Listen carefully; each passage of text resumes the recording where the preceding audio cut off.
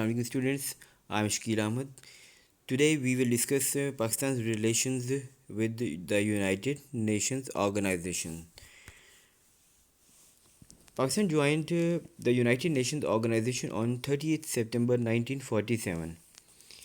It participated fully in debates, contributed soldiers to peacekeeping forces, and had members elected to the Security Council three times.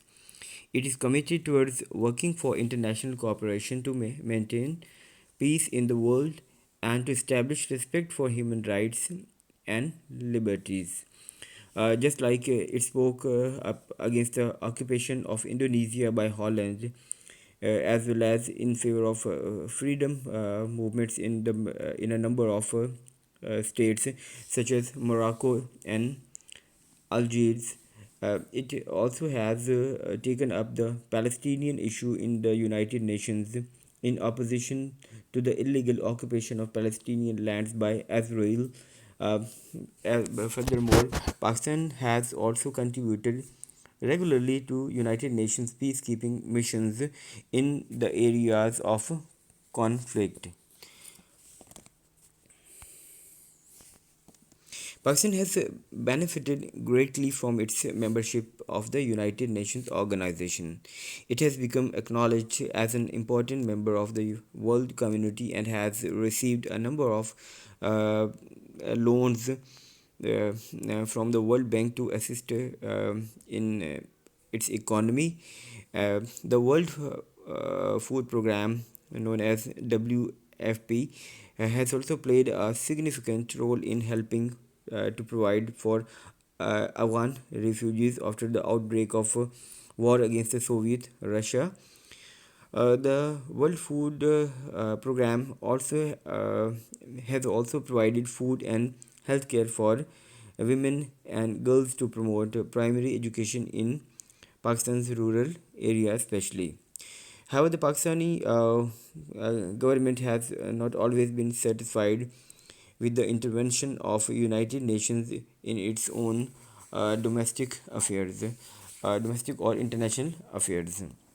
And just like in 1947, the uh, the Indian government referred the Kashmir issue to the United Nations.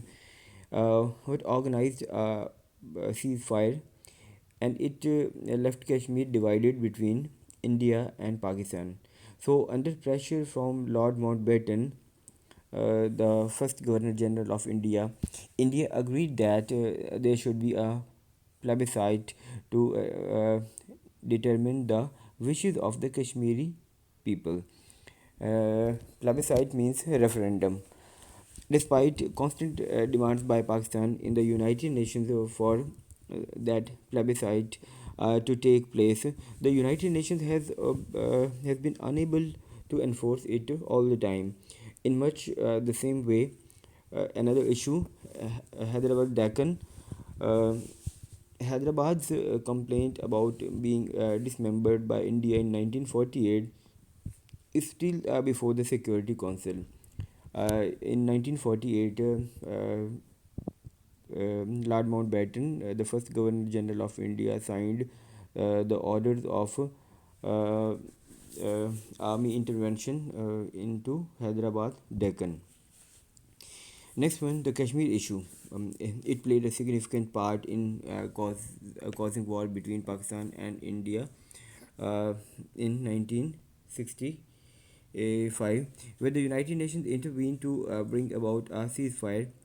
The Tashkent Treaty bound both sides to create good and friendly relations. Uh, when civil war broke out in East Pakistan, leading to war with India. Bhutto was sent to the United Nations for seeking help from its Western allies. Bhutto was very unhappy that the United Nations considered its role was to bring about an end of fighting, an end of war, rather than accept the justice for Pakistan's case.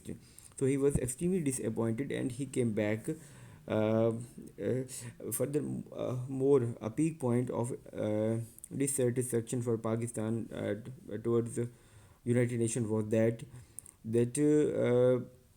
um, Pakistan was particularly concerned at the speed with which United Nations members recognized Bangladesh immediately after its separation.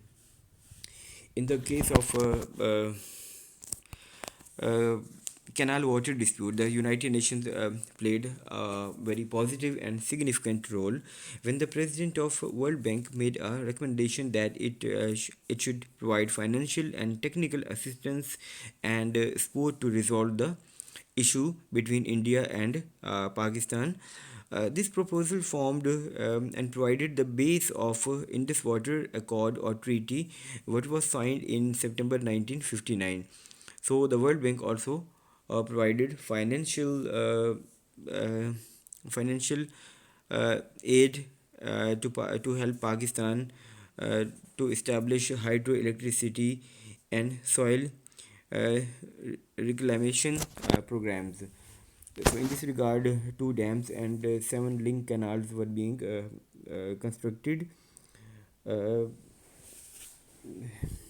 Reclamation mean the recovery of land just for cultivation purposes.